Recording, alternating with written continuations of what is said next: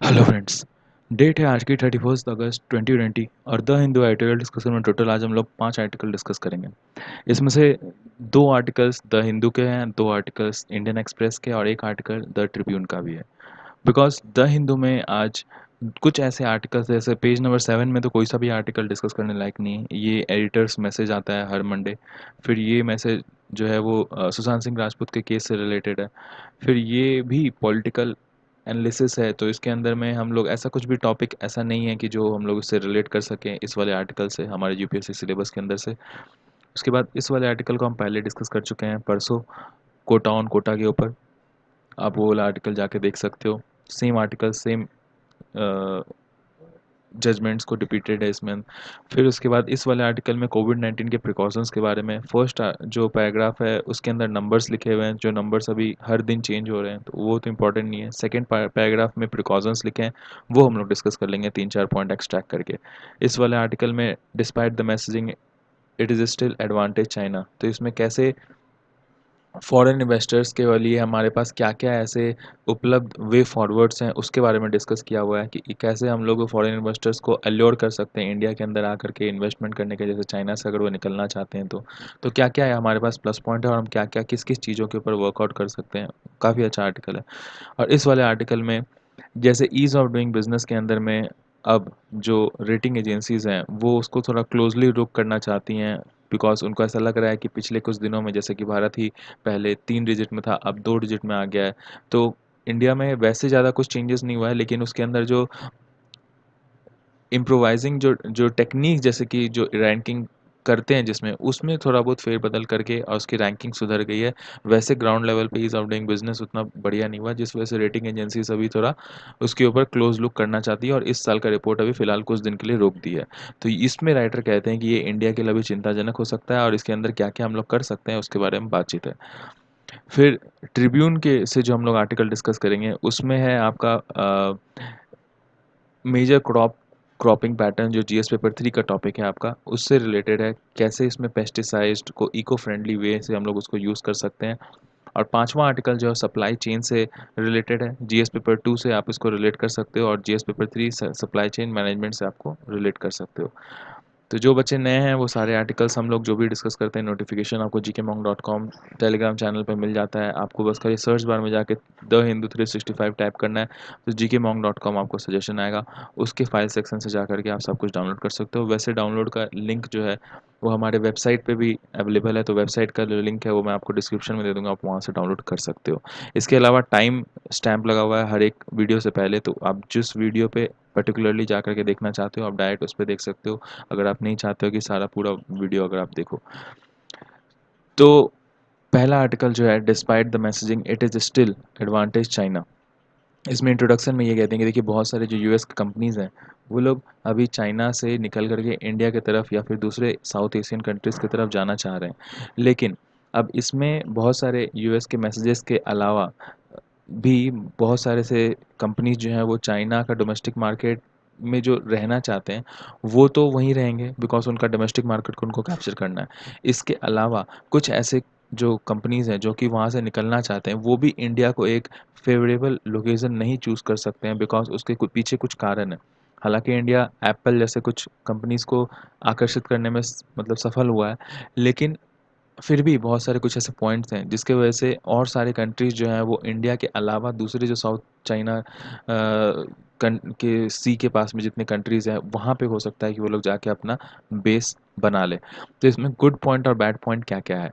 तो सबसे पहले तो देखिए कि इंडिया के अंदर जो डेमोक्रेटिक स्ट्रक्चर है वो सबसे बड़ा एक प्लस पॉइंट है और अन-चाइना जो स्ट्रक्चर है वो काफ़ी बहुत बड़ा हमारा प्लस पॉइंट है। इसके अलावा हमारे गवर्नमेंट में एक ऐसा कोई स्कीम नहीं है जिससे कि हम लोग दूसरे कंट्रीज़ के जो डाटा है उसको हम लोग हैक करते हों, स्टील करते हों, जो चाइना जिसके ऊपर इल्ज़ाम लग रहा है चाइना के ऊपर। हालाँकि हमारे देश में जो सिस्टम है वो उसमें 1-2 चीज़ ऐसी है जैसे कि फॉर एग्ज़ाम्पल अभी कुछ दिन पहले वॉशिंगटन पोस्ट न्यूज़पेपर के अंदर में कुछ एक खबर छपा था जो कि ओन किया जाता है अमेज़न के जो चीफ़ हैं उनके द्वारा, जेफ बेज़ोस के द्वारा। तो उनके ऊपर अभी थोड़े से कुछ ट्रोलिंग हुई हुई थी और भारत सरकार भी उसमें आपत्ति जताया था, जो उसके अंदर एंटी इंडिया जो स्लोगन उसके अंदर छपा था और जो उसमें रेटोरिक दिखाया गया था। तो ख़ैर ये तो हर एक कंट्री करता है, कोई भी कंट्री नहीं चाहता है कि उसके वजह से उसके जो नाम पे किसी दूसरे इंटरनेशनल न्यूज़पेपर के अंदर में कुछ उसका ख़राब बात आए। ये चाइना भी करता है और ये इंडिया भी करता है। इसके अलावा इंडिया के अंदर में इंडिपेंडेंट जुडिशरी है जो कि काफ़ी फ़ेवरेबल है किसी भी न्यू जस्ट एप्लीकेशन के लिए, किसी भी न्यू इंडस्ट्रीज़ के लिए। इसके अलावा और भी बहुत सारे एडवांटेजेस हैं जैसे कि डेमोक्रेटिक गवर्नेंस है हमारा जो कि चाइना से फ़ार बेटर है। हमारे यहाँ फंडामेंटल राइट्स फ़ॉरेनर्स को भी दिए जाते हैं जो कि चाइना में वहाँ के डोमेस्टिक जो सिटीज़न हैं उनको भी नहीं दिए जाते। इसके अलावा इंडिया जो है वो चाइना का पोटेंशियल फॉरेन इन्वेस्टर भी साबित हो सकता है। जैसे कि कुछ अगर आप पॉलिसीज़ इसमें सुधार दें अगर तो, बिकॉज़ अभी फ़िलहाल ऐसे कुछ अनफ़ेवरेबल पॉलिसीज़ हैं जैसे कि हम टैक्स काफ़ी प्यूनिटिव टैक्स लगाते हैं फॉरेन ई-कॉमर्स कंपनीज़ के ऊपर, उसके बाद एजुकेशन प्रोवाइडर्स के ऊपर। फिर हमारे यहाँ पे लॉजिस्टिक का थोड़ा प्रॉब्लम है जो कि कॉम्पिटिटिवनेस जो है हमारे इंडियन कंपनीज़ का वो ज़्यादा बढ़ा देता है। और इस वजह से हमारे इंडियन कंपनीज़ को थोड़ा सेफगार्ड करने के लिए भारत सरकार के पास कुछ ऐसे पॉलिसीज़ हैं जिसकी वजह से हो सकता है फॉरेन इन्वेस्टर्स यहाँ से आने पे पहले एक बार सोचे। इसके अलावा जो लॉजिस्टिक वाला जो सीन है, जो हमारे यहाँ पे लॉजिस्टिक में इतना ज़्यादा जो पैसे लग जाते हैं किसी भी चीज़ को माल को इधर से उधर पहुँचाने में, उसके ऊपर भी ध्यान देने की काफ़ी ज़्यादा ज़रूरत है। हालाँकि जब शुरू-शुरू जब कंट्रीज़ जो दूसरी कंट्री जब चाइना के अंदर अपनी फॉरेन इन्वेस्टमेंट लगाना शुरू की थी और फिर उसके बाद कंपनीज़ वहाँ बैठना शुरू की थी, तो वहाँ पे भी बहुत सारे पॉलिसीज़ के प्रॉब्लम थे। इनफैक्ट पीआरसी पॉलिसीज़ जो हैं, पीपल रिपब्लिक ऑफ चाइना के पॉलिसीज़ जो हैं, वो तो और कम्युनिस्ट पार्टी वाले पॉलिसीज़ थे, तो वहाँ तो और भी ज़्यादा प्रॉब्लम्स थे। लेकिन फिर भी उस टाइम पे वो लोग वहाँ पे सह करके और धीरे-धीरे जो है वहाँ पे चेंजेस ला करके आज इतने सालों के बाद जो है कि वहाँ पे अब थोड़ा-सा फ़ेवरेबल पॉलिसीज़ बन चुके हैं। लेकिन फिर भी अब का ऐसा मार्केट है कि अब नए जो शेयर होल्डर्स हैं वो डिमांड करते हैं कि जल्द से जल्द उनको फास्ट प्रॉफिट मेकिंग कंपनीज़ के अंदर में वो इन्वेस्ट करना चाहते हैं और अब उतना टाइम वो मतलब इधर-उधर वेस्ट नहीं करना चाहते हैं कि उस देश के अंदर हम जाएँगे उसके बाद उसकी पॉलिसीज़ 3-4 साल के अंदर चेंज होगी तब हमें फ़ायदा होना शुरू करेगा। अब ज़माना थोड़ा बदल गया है। तो चाइना फिर भी कैसे स्कोर कर रहा है फ़िलहाल बिकॉज़ अब वहाँ पे उसके ऊपर इतने क्लेम्स लग रहे हैं कि वो डाटा चोरी करता है, इसके अलावा कम्युनिस्ट रेज़ीम है और फिर उसके बाद वो हो सकता है कि सामान रोक भी दे अगर कुछ उसका अनफ़ेवरेबल वर्ल्ड वाइड में कंडीशंस हो जाए। जैसे कि अभी उसने दवाइयाँ रोक दी थी कोविड-19 के टाइम पे। तो उसके ऊपर में ऐसा कहते हैं राइटर कि देखिए चाइना जो है वो अभी इन्वेस्टर्स के लिए इतना बढ़िया एडवांटेजियस माहौल बना के रखा है। वहाँ पे आप मैन्युफैक्चरिंग जो इंफ्रास्ट्रक्चर है, जो कि एक प्रोटोटाइप से लेकर के प्रोडक्ट बनाने का पूरा इंतज़ाम रहता है उसके पास। इसके अलावा जो उसके मैन्युफैक्चरिंग सिटीज़, मैन्युफैक्चरिंग हब्स जो है, वो सेम फंडा जो है इंडिया के अंदर में भी लागू किया गया है। लेकिन फिर भी उस लेवल पे हमारे यहाँ पे इंडस्ट्रियल ज़ोन्स नहीं बना पाए हैं हम लोग बिकॉज़ ऑफ सर्टेन कंडीशंस की जैसे कि हमारे पास कुछ कोगलेटिंग कंपनीज़ की कमी है, कुछ फैक्ट्रीज़ की ऐसे ऐसे एडवांस फैक्ट्रीज़ की कमी है, लॉजिस्टिक तो हमारे यहाँ थोड़ा-सा स्लो है ही, उसको थोड़ा-सा मतलब ऐसा करना है कि कॉस्ट इफेक्टिव बन सके। अभी जो लॉजिस्टिक में आप सोचिए कि दिल्ली से मुंबई अगर कोई ट्रक से सामान भेजता है, उसमें जितना उसको पर प्रोडक्ट का जितना चार्जेस लगेगा, उतना उससे थोड़ा कम ही पैसे में मतलब कुछ पैसा 0.10, 0.20 पैसा अगर कम कम हो जाता है, उतना कम पैसा में वो चाइना से समुद्र के थ्रू शिप से मुंबई मंगवा सकता है। तो सोचिए कितना ज़्यादा मतलब लॉजिस्टिक में हमारे यहाँ पे पैसा ज़्यादा लगता है, जिस वजह से भी बहुत सारी कंपनीज़ जो है उनको प्रॉफ़िट थोड़ा कम यहाँ पे मिलता है, उस वजह से वो यहाँ आने से कतराती हैं। इसके अलावा चाइना के अंदर में रिसर्च यूनिवर्सिटीज़ भी ऐसे हैं, वहाँ पे स्किल्ड लेबर ऐसे हैं, जो कि कुछ ऐसे एनवायरनमेंट या फिर ऐसे ज़ोन्स बनाते हैं जो कि हमारे इंडिया से फ़ार बेटर है। अब उन सब चीज़ों के ऊपर इंडिया जो है उसको ऐसे मतलब कुछ दिन पहले से बजट में वो प्लेस तो करते आई है कि हम लोग इंडिया के अंदर ऐसे ज़ोन्स बनाना चाहते हैं, जहाँ पे ये सारे जो लोकेशंस हैं, वो सब कॉम्पिटिटिव बन सके, हमारे यहाँ रिसर्च इंस्टीट्यूशन जो है वो कॉम्पिटिटिव बन सके और स्किल लेबर हमारे यहाँ से जनरेट हो। लेकिन अभी भी वैसा कुछ खास हो नहीं पाया है। उसके ऊपर फोकस देने की ज़रूरत है। In fact world trade organization WTO अभी कुछ दिन पहले ऐसा देखा गया कि India special economic zone policies के ऊपर में वो थोड़ा-सा कुछ अ, उसमें कुछ थोड़ा-सा इंडिया को जो है कि वहाँ पे स्क्रूटनाइज़ किया गया। तो इंडिया को ये चीज़ देखने की ज़रूरत है कि अभी फ़िलहाल जो हम लोग आगे पॉलिसीज़ बनाएँ या फिर जो भी चीज़ हम अपील तो कर ही दें उसको इंडियन गवर्नमेंट के द्वारा, लेकिन उसके अलावा इधर बैकग्राउंड में हम लोग वहाँ पे उसके नॉर्म्स के अनुसार यहाँ पे जो चीज़ें हैं उसको सीधा करना की कोशिश करें हम लोग आगे। इसके अलावा न्यू दिल्ली जो है और भी दूसरी चीज़ों में फ़ोकस कर सकते थे। बहुत सारे स्टेट हैं जहाँ पे जो सेंट्रल लेड गवर्नमेंट है, जैसे एनडीए की सरकार, जब बीजेपी की सरकार बहुत सारे स्टेट्स में नहीं है, वहाँ पे थोड़े-से सेंटर जो है वो थोड़ा कम ध्यान देती है। तो वहाँ पे भी अगर हम लोग फॉरेन कैपिटल को कैसे वहाँ पे एंडोर्स करके लाया जा सके और उनको थोड़ा-सा और हम लोग हेल्प करें थोड़ा-सा, जैसे वेस्ट बंगाल हो गया, उड़ीसा हो गया, फिर साउथ में 2-3 स्टेट्स हो गए।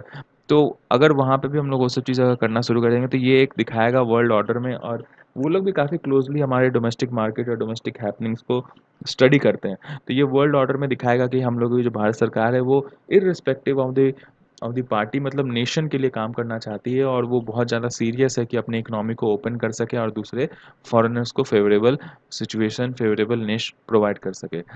इसके अलावा अभी क्या-क्या फ्रेमवर्क चल रहा है इंडियन गवर्नमेंट के अंदर में, क्या-क्या काम कहाँ-कहाँ पे चल रहा है। देखिए कुछ स्टेप्स हमारे यहाँ पे लिए गए हैं ताकि इन्वेस्टमेंट जो है वो आए सेंटर के अंदर में। कुछ इंट्रा मिनिस्ट्री कोऑर्डिनेशंस भी हम लोग एस्टैब्लिश करने की कोशिश किए हैं ताकि फॉरेन डायरेक्ट इन्वेस्टमेंट जो है उसके लिए बहुत सारे जो बाहर देश के जो इन्वेस्टर्स हैं उनको कम बार-बार गवर्नमेंट से हर चीज़ का ऑर्डर परमिशन ना लेना पड़े। इससे क्या है कि जो प्रोसेसिंग है वो बहुत स्लो हो जाती है। बहुत सारे ऐसे देश हैं जहाँ पे बिना परमिशन के वहाँ पे आप इन्वेस्ट कर सकते हो। तो आप बिल्कुल तुरंत नेट पे जाइए और मिनटों में वहाँ पे काम हो जाता है 1 डेढ़ घंटा में। अब इंडिया में अगर आप कहीं परमिशन लेना चाहो, चाहे कितना भी वो आप फ़ास्ट कर दो, कुछ ना कुछ ऐसे हॉलिडे है, वर्किंग आवर नहीं है या फिर कुछ और प्रॉब्लम हो गया, आपके इस वाले डॉक्यूमेंट में प्रॉब्लम है, उससे लगा के कम से कम मिनिमम 1 सप्ताह का टाइम लग ही जाता है, 4-5 दिन तो मिनिमम लग ही जाता है। जिस वजह से थोड़ा-सा स्लो हो जाता है यहाँ पे फॉरेन इन्वेस्टमेंट आना। तो इन सब चीज़ के अंदर में ऐसा कर सकती है भारत सरकार कि प्राइम मिनिस्टर ऑफिस के अंदर हाई लेवल ऑफिशियल्स वो बैठाए, कुछ ऐसे बॉडी लेकर के आए, जिससे कि ये जो प्रोसेस है उसको और भी ज़्यादा हम लोग फास्ट कर सकें और जो गोल है हमारा फॉरेन इन्वेस्टमेंट अट्रैक्ट करने का उसको हम लोग अचीव कर सकें। कंक्लूजन में यही है कि देखिए एक ऐसा पॉलिसी फ्रेमवर्क की इंडिया के अंदर ज़रूरत है ताकि ट्रांसपेरेंट, प्रिडिक्टेबल हो सके सारे पॉलिसीज़ इंडिया के, और इंडिया की जो वे फॉरवर्ड है, हम क्या सोच रहे हैं इस डायरेक्शन में, वो आगे जो इंटरनेशनल या फिर फॉरेन इन्वेस्टर्स हैं वो भी समझ सकें, ताकि वो अपने अनुसार जो है जितने भी यहाँ पे स्टेक होल्डर्स हैं उनकी लायबिलिटीज़ और उनके जो स्टेक्स हैं या फिर उनके जो भी अभी सिचुएशन है उनको असेस करके और इंडिया के डिफरेंट सेक्टर्स के अंदर में वो इन्वेस्ट कर सके। नेक्स्ट आर्टिकल के ऊपर चलते हैं। A development that will hardly put India at ease. इसमें जैसे जीएस पेपर थी, Indian economic planning, ease of doing business से आप इसको रिलेट कर सकते हो। जीएस पेपर 3 के ही इंडियन इकोनॉमी टॉपिक से, ग्रोथ से भी आप इसको रिलेट कर सकते हो। इसमें देखिए वर्ल्ड बैंक जो डिसीजन अभी कुछ दिन पहले लिया है कि annual ease of doing business का जो रिपोर्ट वो रिलीज़ करते हैं, उसमें अभी कुछ दिन वो बाद रिलीज़ करेंगे, बिकॉज़ ऐसा देखा गया है कि जैसे अगस्त 27 को वो रिलीज़ करने की पहले बात थी, लेकिन अब वो बोल रहे हैं कि हम अभी फ़िलहाल जो है कि रिलीज़ नहीं करेंगे, बिकॉज़ वर्ल्ड बैंक कुछ ऐसे कंट्रीज़ के अंदर में इर्रेगुलरिटीज़ महसूस की है, तो जिस वजह से वो अभी थोड़ा क्लोज़ लुक लेना चाहती है बहुत सारे कंट्रीज़ के असेसिंग सिस्टम के ऊपर। जिस वजह से world bank group independent internal audit function जो है उन्होंने ऐसा कहा है कि देखिए अब फिर से हम लोग ऑडिट करेंगे इस प्रोसेस की, कैसे हम लोग डाटा कलेक्ट कर रहे हैं, और फिर उसके बाद ईज़ ऑफ डूइंग बिजनेस का जो कंट्रोल्स एंड सेफ्टी जो प्रोसेसेस है, जो डाटा है उसके अंदर जो इंटीग्रेट होते हैं, उन सब को हम फिर से जांचने के बाद फिर से रैंकिंग कुछ दिन के बाद उठाएंगे। तो अब क्या ये फिर से जब ये मेथडोलॉजी को अपना जांच करके और उसके बाद फिर से रैंकिंग निकालेंगे तो वो हमारे लिए चिंता का विषय है? ज़रूर, ऐसा राइटर कहते हैं। राइटर कहते हैं कि देखिए परहैप्स अभी अब हम लोग जो इम्प्रूव किए हैं कुछ दिन से अभी अपना ईज़ ऑफ डूइंग रैंकिंग के अंदर में 2014 के बाद से, तो मेक इन इंडिया जो हमारा प्रोजेक्ट है उसको थोड़ा बहुत बूस्ट मिलने का उससे आसार है। हालाँकि जो एक इनिशिएटिव है जिसकी ये मेक इन इंडिया, उसके प्रति जो हमारा एक फ्यूचरिस्टिक गोल है कि जीडीपी 25% हम लोग करना है मैन्युफैक्चरिंग सेंटर्स के अंदर से निकाल करके, उसका शेयर जो है मैन्युफैक्चरिंग सेक्टर्स का जीडीपी में 25% होना चाहिए, वो अभी फ़िलहाल 16 से 17% है, और वो गिरते ही जा रहा है टाइम के साथ। लेकिन जो ease of doing business ranking जो हमारा 63rd हुआ है 2019 के बीच में, 2019 के टाइम पे वो 2014 में 142nd था। और पॉलिसी मेकर्स ने चाहे जो भी किया हो, लेकिन जो ग्राउंड लेवल पे ईज़ ऑफ डूइंग बिज़नेस की वजह से जो हमारे कुछ चेंजेस होने चाहिए थे, ईज़ ऑफ डूइंग बिज़नेस की वजह से जो हमारे यहाँ पे जो ग्रोथ आना चाहिए था, वो हम लोग को दिख नहीं रहा है। और जिस वजह से दूसरे भी बहुत सारे कंट्रीज़ के अंदर में ये सारा कुछ सीन चल रहा है। और वहाँ के जो जो वहाँ के जो लीडर्स हैं उनका ऐसा कहना है कि वर्ल्ड बैंक का जो मेथोडोलॉजिकल चेंजेस जो आया है कुछ दिन से, उसके वजह से जो हमारा ईज़ ऑफ डूइंग बिज़नेस का जो रैंकिंग है, वो मैनिपुलेट होते जा रहा है। और उसके वजह से जो पहले के जो राइट विंग जो लीडर्स थे, जैसे कि चिली में ये सब चीज़ कहा गया कि उनका ग्लोबल रैंकिंग पहले 34 हुआ करता था 2014 में, अब 67 हो गया 2017 के अंदर में। तो वो ये सब क्लेम लगा रही हैं कि अब जो नया जो आया है उनका रिजीम न्यू वाला, तो उसके साथ फेयर नहीं कर रहा वर्ल्ड बैंक। और इस वजह से उनको जो उनका रिफॉर्म मेथोडोलॉजिकल है उनको फिर से एक बार जांचने की बहुत ज़्यादा ज़रूरत है। और वही चीज़ हमारे यहाँ भी देश के अंदर में जस्टिन सैंडफोर्ड, देवयांशी वाधवा, ये लोग जो हैं वो लोग अपने स्टडी के बाद कहे कि देखिए इम्प्रूवमेंट जो आया है इंडिया के रैंकिंग के अंदर वो एंटायरली सिर्फ और सिर्फ मेथोडोलॉजिकल चेंजेस की वजह से आया है, ऐसा कुछ ग्राउंड लेवल पे कुछ भी हुआ नहीं है। तो फिर उसके बाद वर्ल्ड बैंक ने भी अपने मिस्टेक को माना और वर्ल्ड बैंक ने ऐसा कहा कि बैचलर एडमिनिस्ट्रेशन की वजह से इतना भी उनका ईज़ ऑफ डूइंग बिज़नेस उनके कंट्री के अंदर में कम नहीं हो गया है जिसकी वजह से उनकी रैंकिंग इतनी ज़्यादा गिर जाए, तो उस वजह से हम अपने मेथोडोलॉजी को फिर से जांचेंगे। इसके अलावा रशिया का भी जो पहले रैंकिंग था वर्ल्ड में, तो वो 2014-2012 में 120 रैंकिंग था और फिर उसके बाद अभी फ़िलहाल 6 साल के अंदर में उसका 20th रैंकिंग आ गया वर्ल्ड ऑर्डर में। लेकिन फिर भी रशिया के अंदर में उस प्रकार का जो इन्वेस्टमेंट आना चाहिए और फिर उसके बाद मैन्युफैक्चरिंग सेक्टर में बूस्ट आना चाहिए, वो सारा कुछ दिखा नहीं है। और इस वजह से चाइना में देखिए कि चाइना का जितना रैंकिंग था पहले, उसी हिसाब से उसी आसपास में दौड़ रहा है, ऐसे 78 से 96 के बीच में है 2006 से 2017 के बीच में चाइना में। लेकिन फिर भी वहाँ पे कैपिटल इन्फ्लोज जो है वो दिन प्रतिदिन बढ़ते ही जा रहा है, उसमें कोई भी चेंजेस नहीं आया है।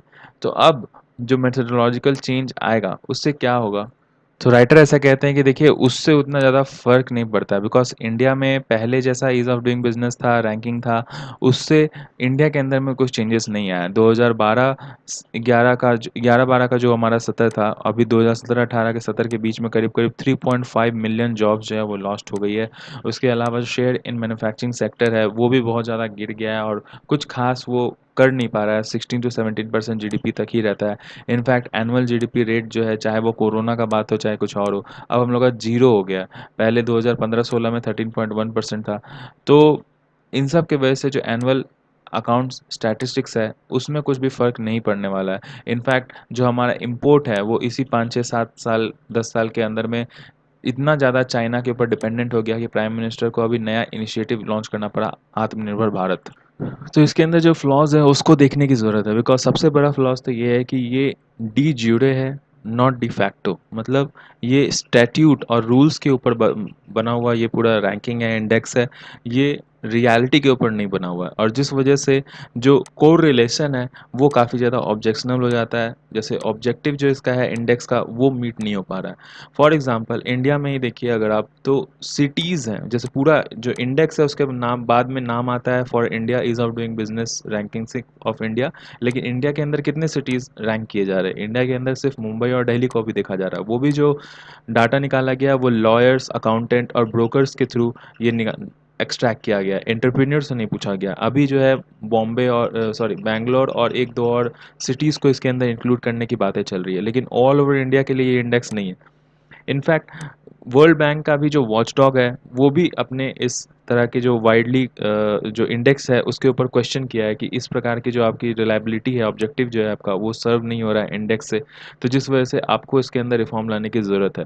इनफैक्ट जो ईज़ ऑफ डूइंग बिजनेस का जो है वो खुद का, मतलब वर्ल्ड बैंक का खुद का एक एंटरप्राइज सर्वे भी होता है, लेकिन उसको इसके अंदर ऐड नहीं किया जाता है, ईज़ ऑफ डूइंग बिजनेस से उसको रिलेट नहीं किया जाता है। ये भी एक बहुत बड़ा फॉल है जिसको देखना चाहिए। इसके अलावा जो लेबर और कैपिटल मार्केट है, उसके प्रति बहुत सारे इकोनॉमिकल धारणाएँ हैं जिसको भी कहीं न कहीं ईज़ ऑफ डूइंग बिज़नेस के जो न्यू जो रिफॉर्मेटिव जो स्टेप्स आएँगे या फिर जो गाइडलाइंस आएँगे, उसके अंदर इसको थोड़ा-सा राहत देना चाहिए, बिकॉज़ इकोनॉमिक थॉट्स क्या कहते हैं कि minimally regulated markets for labour and capital produce superior outcome. तो इसमें क्या होता है कि जब ऐसा कहना है कि जहाँ पे सबसे कम से कम रेगुलेशन हो मार्केट के अंदर लेबर और कैपिटल के ऊपर में, तो उसमें क्या होगा कि आपके अंदर में जो सामान जो बन बन के निकलेगा, जो प्रोड्यूस निकलेगा, जो एफिशिएंसी निकल के आएगी, वो बहुत ही ज़्यादा सुपीरियर होगी। और इसके वजह से जो लेबर लॉज़ हैं, उसको कहीं न कहीं कॉम्प्रोमाइज़ कर दिया जाता है बहुत सारे इकोनॉमी में। फिलहाल इंडिया के में अंदर में भी जो एग्जांपल्स है कि जो सेफ्टी स्टैंडर्ड्स हैं इंडिया के अंदर में, उसको कॉम्प्रोमाइज़ कर दिया जा रहा है for increasing the ease of doing business index. For example, जो थर्मल पावर प्लांट है उसके अंदर कुछ कुछ ऐसे एक्ट्स है, जैसे steam boiler under boilers act 1923, फिर इंडिया बॉयलर रेगुलेशन 1950, इनको कहीं ना कहीं नज़रअंदाज करके और उसके बाद वहाँ पे उस कंपनीज़ में या फिर उस स्टेट्स में जो ईज़ ऑफ डूइंग बिजनेस की रैंकिंग है उसको बढ़ाने की कोशिश की जा रही है। बिकॉज ये जो लॉज है इसके अंतर्गत थर्ड पार्टी से सेफ्टी रेगुलेशंस का सर्टिफिकेट लेना पड़ता है कि वहाँ पे जो काम चल रहा है वो सारा कुछ मतलब सेफ्टी के अंतर्गत है, सब कुछ ठीक चल रहा है। लेकिन महाराष्ट्र में इसको काफ़ी ज़्यादा ओवरलुक कर दिया जा रहा है,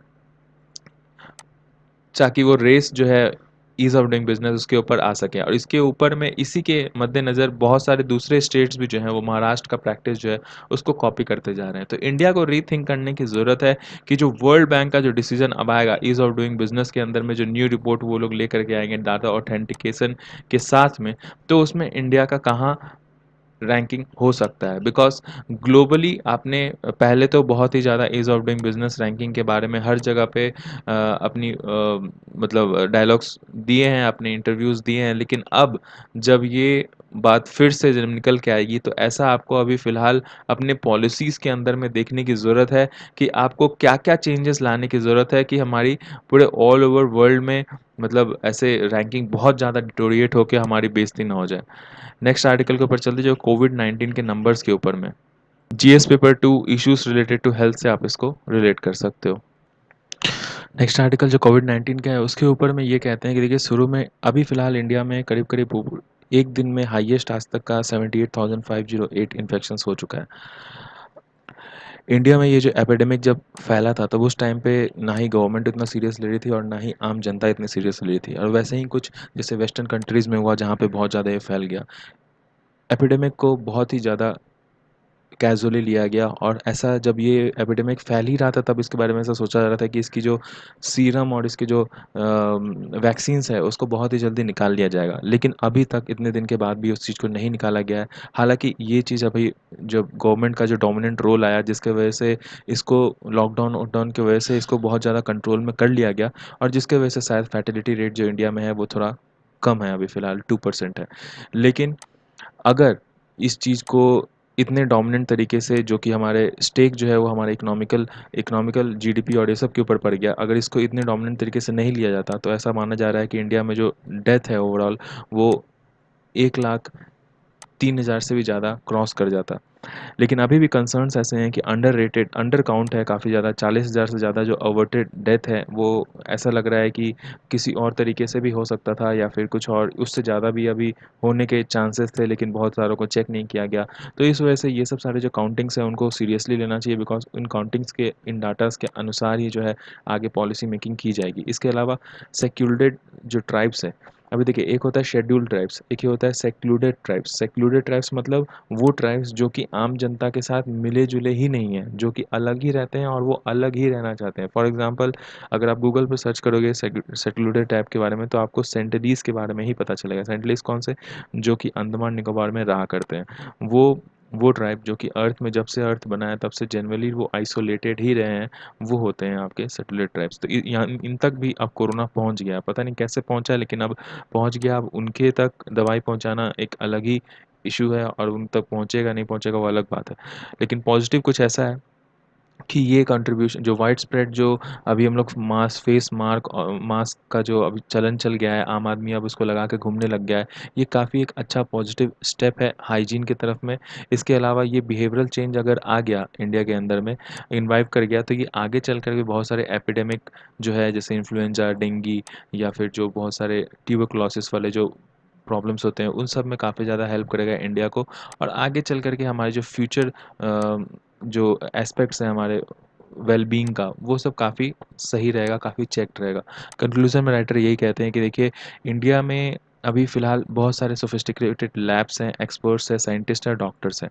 लेकिन स्टिल हम लोग अभी तक भी जो जो वैक्सीन है वो सब में इंडिजाइजेशन ऑफ टेस्टिंग किट्स है, ये सब में हम लोग काफ़ी ज़्यादा प्रॉब्लम हो रहा है। वैक्सीन मैन्युफैक्चरिंग में भी उनके ट्रायल्स चलाने में भी काफ़ी ज़्यादा प्रॉब्लम हो रहा है। इन सब चीज़ों को पॉलिसी के थ्रू आपको ठीक कर सकते हो। आप इन सब गैप्स को आप आइडेंटिफ़ाई कीजिए और गैप्स को जितनी जल्दी हो सके आप उसको फ़िल कीजिए। बिकॉज़ इंडिया का इतना बड़ा मास है, पॉपुलेशन है कि इंडिया को आत्मनिर्भर होना इन सब सेक्टर में तो बहुत ही ज़्यादा ज़रूरी है और फ्यूचर एस्पेक्ट से भी और अभी के एस्पेक्ट से भी।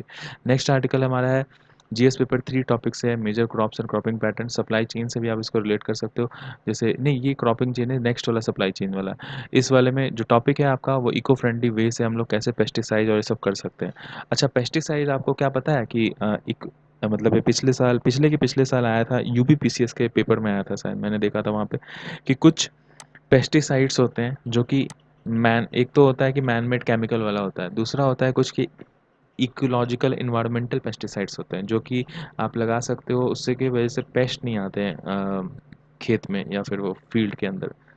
जैसे कि जितने भी सुगंध देने वाले जो पेस्ट्स जो प्लांट्स होते हैं वो सब भी काफ़ी ज़्यादा मतलब अवे रखते हैं, ये सब जो फ्लाइंग्स है फ्लाइज है ये सब को बहुत ज़्यादा दूर रखते हैं। और फिर ये जो गाय भैंस ये सब भी जो है वो सब भी उसके अंदर वैसे खेत के अंदर नहीं आते हैं, अगर साइड साइड में अगर सुगंध वाले फूल जैसे गेंदा फ्लावर या फिर कोई और सा जैसे बेली जिसमें बहुत ज़्यादा खुशबू निकले वो सब अगर आप प्लांट कर दो तो इस वाले आर्टिकल में भी कुछ ऐसा ही कहा गया है। वो कहें कि देखिए पेस्टिसाइड क्या होता है। सबसे पहले डेफिनेशन बताया उसने कि टॉक्सिक केमिकल होता है जो कि पेस्ट, इंसेक्ट्स, प्लांट्स के पैथोजन, वीड्स ये सब को हटाने के लिए यूज़ होता है।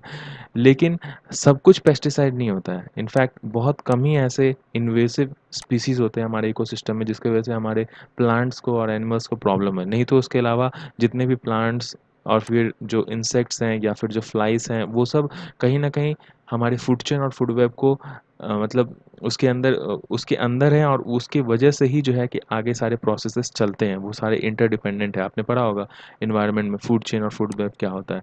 तो उस हिसाब से जितने बर्ड्स हैं, फिशेस हैं, फिर एम्फीबियन, रेप्टाइल, स्मॉल मैमल, तो ये लोग सब आपस में एक दूसरे का मतलब खाना बनते हैं और फिर उसके वजह से जो हमारा फूड चेन है वो पूरा आपस में चलता है। तो इस वजह से हर स्पीसीज़ इन्वेसिव स्पीसीज़ नहीं है, कुछ ही स्पीसीज़ हैं। उस वजह से हम लोग को जो एग्रीकल्चर, फॉरेस्ट और ह्यूमन सिविलाइजेशन है, उसके अंदर कैसे पेस्टिसाइड्स को यूज़ करना है, उसके क्या-क्या प्रॉब्लम्स हो सकते हैं अगर हम उसको सही ढंग से नहीं यूज़ करें, उसके बारे में हम लोग को सोचने की बहुत ज़रूरत है। बहुत सारे ऐसे राइटर्स और रिसर्चर्स हुए हैं जो कि अपने बुक और फाइंडिंग्स में भी इसके बारे में वर्णन कर चुके हैं पहले भी कि पॉलिसी मेकर्स को इसी प्रकार से पॉलिसी फ्रेम करना चाहिए आगे कि इन तरह के जो पेस्टिसाइड्स हैं, उनका ऐसा मासिव प्रमोशन ना हो जाए, ऐसा मासिव यूज़ ना हो जाए कि वो वापस आकर के हम ही पे जो है कि वो साइड इफ़ेक्ट्स उसके आने लग जाएँ। जैसे कि पिछले साल के मतलब 2018 के प्रीलिम्स में भी ऐसा आया था कि अगर फ्लाइज़ बहुत ज़्यादा बढ़ जाता है हमारे सोसाइटी के अंदर में, तो एनवायरनमेंट के अंदर में, तो उसके क्या इफ़ेक्ट पड़ेंगे हमारे फूड वेब या फूड चेन के ऊपर में, या फिर कौन-सा एक स्पीशीज़ कम हो जाएगा, ऐसा कुछ क्वेश्चन आया था। तो इसके ऊपर में भी क्वेश्चंस काफ़ी ज़्यादा आजकल बनने लग गए हैं। उनमें से एक रेचल कर्सन भी हैं, जो ये की थी कि जैसे साइलेंट स्प्रिंग 1962 जो उनका आया था एक बुक, उसके अंदर में वो अपना फ़ोकस दिलवाई थी बहुत सारे रिसर्चर साइंटिस्ट को कि क्या-क्या कॉन्सिक्वेंसेस हो सकते हैं अगर हम बहुत ज़्यादा पेस्टिसाइड यूज़ करते हैं तो। तो उस वजह से जो है कि बहुतों लोगों का उस तरफ में ध्यान गया था और पेस्टिसाइड्स को बहुत जगह पे रेगुलेट किया गया था। लेकिन इंग्लैंड, यूरोपियन कंट्रीज़ में जब भी कोई पेस्टिसाइड बैन होता है, तो वहाँ पे उसके रिप्लेसमेंट में वो लोग नेचुरल पेस्टिसाइड मतलब नेचुरल एनिमीज़ जो होते हैं, जैसे 350 से ज़्यादा वो हमारे एनवायरनमेंट में अवेलेबल है। ऐसे 350 से ज़्यादा स्पीशीज़ ऐसे हैं जो कि नेचुरल एनिमीज़ हैं, प्रेडेटर्स हैं जो कि पेस्ट को रोकते हैं और क्रॉप यूटिलाइजेशन में, पॉलिनाइजेशन में, ये सब में हेल्प करते हैं। लेकिन इंडिया में क्या हुआ, इंडिया में अभी कुछ दिन पहले इंसेक्टिसाइड 1968 जो एक्ट आया था, उसके अंतर्गत भी बहुत सारा import, sale, use of pesticides को रोका गया था। इसके बाद फिर 40 साल के बाद फिर से ऐसा एक्ट्स आया गवर्नमेंट का जिसके अंदर में बहुत सारे जो 40 से ज़्यादा पेस्टिसाइड है उनको बैन किया गया। फिर आपका 2000 मई 14 2020 में भी एक ऐसा ड्राफ्ट आया है मिनिस्ट्री का, जिसके अंदर में कुछ दिन का टाइम दिया गया 45 डेज़ का, कि बाकी जो स्टेक होल्डर्स हैं वो बता दें कि हम 27 पेस्टिसाइड्स को जब बैन करें तो ऐसा कौन सा हम और क्या एक्स्ट्रा वे फॉरवर्ड ले सकते हैं, या फिर इसके अंदर और क्या क्या चीज़ हम ऐड कर सकते हैं जिससे कि ज़्यादा प्रॉब्लम ना हो स्टेक होल्डर्स को। तो फिर उसके अंदर एसएयू जो है वो ऐसा प्रिपेयर कर रही है ड्राफ्ट की, इन बैन पेस्टिसाइड के एवज़ में दूसरा ही केमिकल बैन पेस्टिसाइड ही फिर से सजेस्ट किया जाए। लेकिन वही राइटर कहते हैं कि देखिए ये अप्रोच ठीक नहीं है। आप पेस्टिसाइड केमिकल पेस्टिसाइड को हटाने के लिए फिर से नया केमिकल पेस्टिसाइड लेकर आएँगे, ये दिस इज़ नॉट गुड। जैसे यूरोप ने करा था कि वो नेचुरल एनिमीज़ लेकर के आया था, वैसे ही इंडिया भी क्या कर सकता है कि पोस्ट पेस्ट रेसिस्टेंट जीनोटाइप्स ला सकता है, कल्चरल कंट्रोल प्रैक्टिसेस ला सकता है, बायोलॉजिकल कंट्रोल कर सकता है, या फिर सिर्फ क्रॉप प्रोटेक्शन जो है उससे भी बहुत ज़्यादा जो है कि कंट्रोल हुआ जा सकता है। अब इंडिया के अंदर में 350 जो हमने बताया, 350 जो नेचुरल एनिमीज़ होते हैं, उससे सिर्फ़ सिर्फ़ डज़न ही टाइप का, मतलब 12-13 ही जो ऐसे हैं स्पीशीज़, उसको ही सिर्फ़ यूज़ किया जाता है, वो भी बहुत ही स्कैटर्ड तरीके से, मतलब सब जगह ये चीज़ यूज़ नहीं किया जाता है। तो उन सब चीज़ को कैसे नेचुरल सिस्टम में और हमारे नेशनल सिस्टम, मतलब सब लोग उस चीज़ को यूज़ कर सकें और हमारा गवर्नमेंट उस चीज़ को एंडोर्स करे, उसके प्रति ज़्यादा हम लोग को ध्यान देने की ज़रूरत है। तभी जो हमारा क्रॉप प्रोटेक्शन है, वो नेचुरल वे से हो सकेगा, और एग्रीकल्चर यूनिवर्सिटीज़ को इसके प्रति और भी ज़्यादा सचेत रहने की ज़रूरत है, और भी नया-नया इनोवेशन इसके प्रति लाने की ज़रूरत है। हालाँकि हमें ये चीज़ भी देखने की बहुत ज़्यादा ज़रूरत है कि जो हम लोग पेस्टिसाइड जो रिकमेंड करें, उसके अंदर में ऐसा कुछ पेस्टिसाइड हम लोग रिकमेंड ना कर दें जो हमारे जो सेकेंडरी पेस्ट माइक्रोबायोटिक्स हैं या फिर जो पॉलिनेटर्स हैं, वैसे जो स्पीशीज़ हैं उनको प्रॉब्लम हो जाए। जैसे कि कुछ दिन पहले पंजाब में ऐसा एक सिग्निफिकेंट चैलेंज आया था, जिसमें अंदर में बहुत सारे पेस्टिसाइड को बैन करने की बात थी, लेकिन जो उसके बाद सबसे बड़ा चैलेंज है कि हर्बिसाइड पेंडिमेथालिन जो है वो बहुत ही ज़्यादा वाइडली यूज़ होता है, और उस चीज़ के जो डुप्लीकेट हैं वो भी बहुत सारे मार्केट में अवेलेबल हैं। तो उसको रिप्लेस करना एक जो कि प्री इमरजेंस ट्रीटमेंट के लिए यूज़ किया जाता है। जैसे कि मान लीजिए जब भी कोई मतलब सॉइल को पहले कल्टीवेट किया जाता है, उसको में प्लॉइंग किया जाता है, पहले उसको तैयार किया जाता है सॉइल को, कि उसके अंदर सीडिंग किया जा सके। तो उस टाइम पे घास, वीड्स जो है कि वो बहुत ज़्यादा उगने लग जाते हैं सीड्स के साथ में। तो उसकी वजह से आगे चल कर के सीड की लाइफ़ जो है और जो उसमें से क्रॉप निकलता है, उसकी लाइफ़ में थोड़ा प्रॉब्लम हो जाता है, बिकॉज़ वो वीड भी जो है वो उस फ़ील्ड से न्यूट्रिएंट्स को अब्ज़ॉर्ब करने लग जाता है, जो कि बिल्कुल ही अनवांटेड होता है। तो उनको हटाने के लिए ये हर्बिसाइड पेंडिमेथालिन जो है वो यूज़ होता है। अब इसके लिए एज़ एन अल्टरनेटिव, ऐसा हमारे राइटर बताते हैं कि कल्चरल मेथड को हम लोग यूज़ कर सकते हैं। स्टेल सीड बेड को यूज़ कर सकते हैं। स्टेल सीड बेड क्या होता है कि जब भी कोई आप जैसे ये फील्ड को तैयार कर लिए आप अपना प्लॉइंग करके सब कुछ, फिर उसके बाद उसको उसके ऊपर ढक के, मतलब उसके ऊपर ऐसे कुछ तारपीन और ऐसे कुछ रख के उसको थोड़ा-सा गर्माहट पहुँचाया जाता है, ताकि उसके अंदर जर्मिनेशन जो है वो थोड़ा फ़ास्ट हो जाए, और 1-2 सप्ताह के लिए छोड़ दिया जाता है। तो उससे क्या होता है कि उसके अंदर जितने भी जो टॉप सॉइल के ऊपर में वीड के जो सीड्स अगर थोड़े बहुत होंगे जो आगे चल कर के जर्मिनेट होने वाले हैं, वो सब निकल आते हैं बाहर। तो फिर उसके बाद जो दूसरे सप्ताह जब भी उसको हटाते हैं तिरपाल, तो फिर उसके बाद उस वाले सीड को या तो का कटाई कर देते थे, या तो फिर उसको जला देते थे। फिर उसके बाद जो है नेक्स्ट स्टेप में उसको 2 सप्ताह के बाद में फिर से उसमें सीडिंग की जाती थी। तो इससे क्या है कि आगे चल के वीड का जो है प्रॉब्लम नहीं होता था। तो उसी तरीके से इंडिया को जो बैन इंडिया ने करा है, तो ये एक अपॉर्च्युनिटी काफ़ी अच्छा है कि हमारे एग्रीकल्चर यूनिवर्सिटीज़ के लिए, कि हम लोग स्टेट डिपार्टमेंट ऑफ एग्रीकल्चर ये सबको कन्विंस कर पाएँ कि हम लोग को एक अलग तरीके का, मतलब नेचुरल तरीके का जो हम लोग पेस्टिसाइड्स हैं वो लोग को हम लेकर के आएँ अपने एनवायरनमेंट के अंदर में, और सिर्फ क्रॉप प्रोटेक्शन के तहत हम लोग उस चीज़ को इम्प्लीमेंट करवा सकें। अब एक आर्टिकल हमारा और लास्ट बच जाता है, जो कि जीएस पेपर 2 और 3 सप्लाई चेन मैनेजमेंट से रिलेटेड है। अभी एक ये आर्टिकल बस खाली मैं इसके बाद अपलोड करूँगा इंडिविजुअली, बिकॉज़ इसके अंदर कुछ थोड़ा सा एडेड मटेरियल्स भी मैं इसमें ऐड कर रहा हूँ, और वीडियो अभी पहले ही 33 मिनट का हो चुका है। तो आप उस आर्टिकल को फिर से देखिएगा। Have a nice day.